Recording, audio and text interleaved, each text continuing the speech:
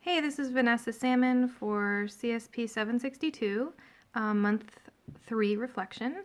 And I just watched the Restorative Circle video. I watched it a couple of times actually, because the prompt asks what type of trauma we see present.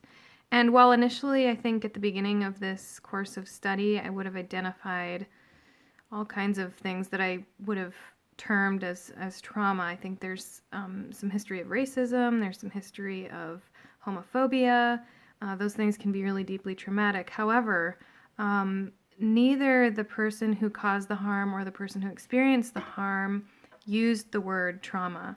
And I think one of the huge takeaways from this course of study, for me anyways, has been being really careful to align myself and place myself in the shoes of the person and to enter their world and to reflect and use their language as much as possible.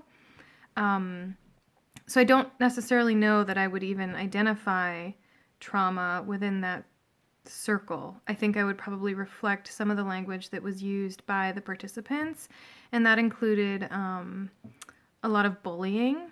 So we could have addressed that. I guess that affects us all. You know, we've all got personal history of that ourselves or people we know have. And the person who caused the harm, his father actually identified him as a very smart kid, a really, really good kid. And so I think that another point that would be important for me is to really to attend to that, to attend to his dad's suggestion that he's a good kid and a smart kid, and that is a really important part of Derek's story.